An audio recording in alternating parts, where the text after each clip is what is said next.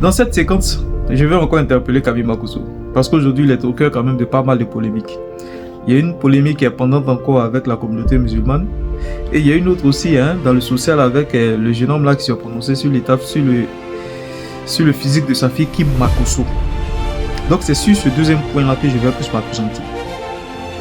J'avais déjà fait une vidéo concernant le cas du prophète Eli Pada pour interpeller Camille Makosso sur ses prises de décision, sur sa communication, sur ses multiples casquettes qui traînent, tout ça pour une certaine manne financière. J'ai eu à le dire que ton positionnement, que ce soit au niveau de la politique, au niveau même de la religion, qu'au niveau même de la société dans son ensemble, risquerait d'entraîner une vague de méchanceté à l'endroit de tes enfants. Oui, à l'endroit de tes enfants. Parce qu'aujourd'hui, tu te dis que tu es tellement requinqué que toutes les méchancetés verbales à ton encontre ne peuvent aucunement avoir raison de toi. Mais aujourd'hui, on sait tous ce qui te coûte cher et ce qui d'ailleurs coûte cher même à un homme, ce sont ses enfants, c'est sa progéniture. Voilà pourquoi la plupart des influenceurs, des stars comme on le dit, n'aiment pas montrer publiquement leurs enfants. Mais toi, tu as entraîné tous tes enfants sur les réseaux sociaux. C'est-à-dire tu les as toutes entraînées, tous entraînés. Même la dernière, celle même qui est en France, qui étudie ici, là, elle est aussi sur TikTok. Elle est sur les réseaux sociaux. Pour engranger une certaine forme de, je sais pas, starmania ou de ressources financières. Voilà, ça c'est ta stratégie à toi. Mais ici, il y a deux points que je vais soulever. Pour te dire, et je te le disais, autant tu as une famille, autant tu luttes pour l'intérêt de ta petite cellule familiale, autant tes enfants te coûtent très cher.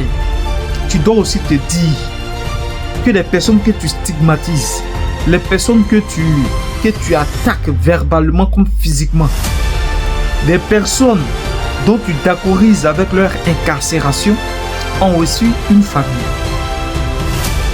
Ont aussi une famille. De telle sorte que tu clames sur les réseaux sociaux quand tu es coincé, tu es poussé dans ton dernier retranchement, que tu ne veux pas laisser tes filles et fils orphelins. C'est de cette même manière les parents que tu attaques, les parents dont tu t'accorises avec le pouvoir d'Abidjan pour incarcérer là, ces derniers là aussi ont leur famille.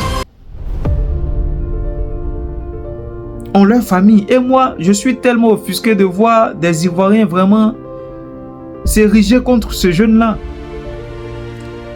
Mais il faut interpeller Camille Makosso sur ces différentes sorties à l'endroit des personnes aussi qui sont sur les réseaux sociaux. Parce qu'il n'y a pas que de famille que lorsqu'il s'agit de Makosso. Tout simplement parce que ses enfants sont connus. Mais ces enfants-là ont le même droit que les enfants des autres aussi. Prenons le cas du prophète Eli Pada. C'est Camille Makosso qui est venu justifier l'incarcération ou l'arrestation ou l'enlèvement du prophète Eli Pada. Pourtant, il se dit pasteur.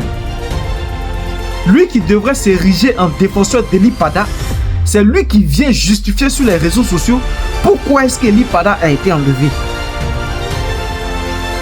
Et ça ne me personne. Mais Eli Pada qu'ils ont enlevé là, lui aussi il a une famille. Il a laissé sa femme et son petit enfant pour aller je ne sais où. Donc lui aussi là, il a une famille. Mais pourquoi est-ce que les gens n'interpellent pas Makosso sur sa prise de position par rapport à Eli Pada, un prophète, quelqu'un qui a été inspiré divinement et qui a sorti une prophétie. On l'enlève. Et toi te disant pasteur, tu viens justifier son enlèvement sur les réseaux sociaux.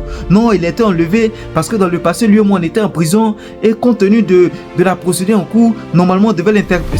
C'est-à-dire, je ne comprends pas. Comment est-ce qu'on peut aussi se mettre dans une telle position à cause de l'argent? Johnny nous a dit, vous êtes tous rémunérés pour vos sorties.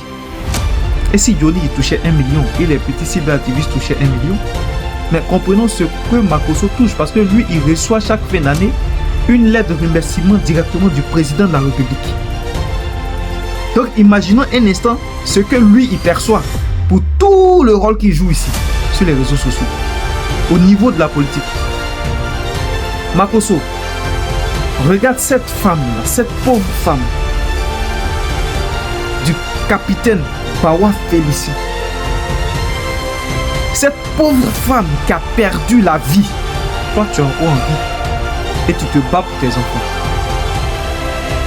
Cette femme-là, on lui a vendu de l'espoir. On a relâché son mari, ne serait-ce que 2 jours, où elle avait exprimé son amour. Elle avait remercié, elle avait exprimé sa joie de retrouver son mari. On le lui arrache au poing et on va l'enfermer. Aujourd'hui, elle a perdu la vie par désespoir. Elle a perdu la vie par désespoir. Son mari est encore enfermé. Ils ont des enfants. Qui s'occupe de ces enfants-là? Qui s'occupe de ces enfants-là? Où sont-ils? Comment vivent-ils? Ça, ce ne sont pas toi tes oignons. Parce que ce qui t'intéresse, c'est l'avenir de tes enfants. C'est de préserver la sécurité vitale de tes enfants. Et tu le dis, tu as déjà acheté des appartements en France. Donc au moment opportun, tu vas venir vivre ici avec les enfants. Il n'y a que ta petite cellule familiale qui t'intéresse. Mais la femme qui est décédée là, par désespoir, son mari qui est enfermé, qui s'occupe des orphelins qui sont là? Mais on ne t'a pas entendu sur ce point. Pour dire aujourd'hui, n'en veux pas à ceux qui en veulent à tes enfants. Et ça va se multiplier. Parce que toi, tu as quinqué. On va même dire que tu as requinqué. Donc autant tu exprimes une certaine méchanceté pour d'autres familles, mais attends-toi aussi que les gens aussi expriment leur méchanceté aussi envers ta famille. Et qui dit ta famille, dit tes enfants qui sont sur les réseaux sociaux, qui sont aujourd'hui des personnalités publiques. Donc ils doivent se préparer à toute forme d'invective verbale. Ne viens pas jouer la comédie pour dire je demande pardon à Kimi, je demande pardon à Kimi. La meilleure manière de demander pardon, c'est que toi-même tu arrêtes certaines actions que tu poses sur les réseaux sociaux. C'est de ça qu'il s'agit. T'ériger en président des pasteurs pour en faire une certaine instrumentalisation au niveau du RDR pour obtenir quelque chose en retour. C'est-à-dire tu considères aujourd'hui la religion chrétienne comme un bétail que tu vas vendre à un parti politique. Mais les musulmans sont en train de te montrer que eux, leur religion, on ne joue pas avec. Oui, ils sont en train de te montrer que leur religion, peu importe que la fille soit camerounaise, elle soit tanzanienne, elle soit ghanéenne, quand tu touches à l'un de leurs frères, mais c'est fini. Là, tu as touché la ligne rouge.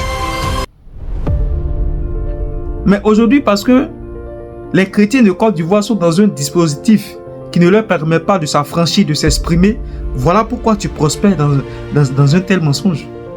Voilà pourquoi tu continues d'instrumentaliser notre religion pour en faire, pour gagne-pain. C'est le lieu de t'interpeller sur tes actions. N'en veux pas à ceux qui t'attaquent à tes enfants et arrête de faire des mini-chorégraphies pour dire non, Kimi pardon, moi-même je te demande pardon. Kimi va toujours recevoir des attaques verbales tant que toi-même tu ne prendras pas des dispositions sécuritaires pour tes enfants. Et ces dispositions commencent sur les réseaux sociaux. Le comment t'exprimer, le comment parler, quelle position tu prendras par rapport à certains sujets concernant la nation ivoirienne. C'est de ça qu'il s'agit. Regardons un peu le cas d'Abidjan National. C'est-à-dire au niveau de la religion, on a eu l'impression que tu t'es attaqué à Eli Pada. Mais au niveau même de l'influence, tu vas jusqu'à t'attaquer aussi à Option National. À l'époque, tu montrais les vidéos, tu appelais même Johnny Pachoko pour lui d'attaquer à Option National, soit disant qu'il était pro-Soro. Mais c'est la continuité des événements. Aujourd'hui, le jeune, il est enfermé. Qui sait, on va nous dire que c'est parce qu'il a brandi de l'argent, ils ont mené des investigations pour soit démontrer l'origine douteuse de ces fonds-là. Mais qui sait que les preuves, les éléments que tu as présentés dans le passé là n'ont pas poursuivi le jeune jusqu'à son incarcération aujourd'hui. Donc à un moment donné, il faut arrêter. L'argent, on va tous mourir pour partir. On va tous mourir pour partir. Et quand on va partir, on ira sans aucun sou. C'était mon message.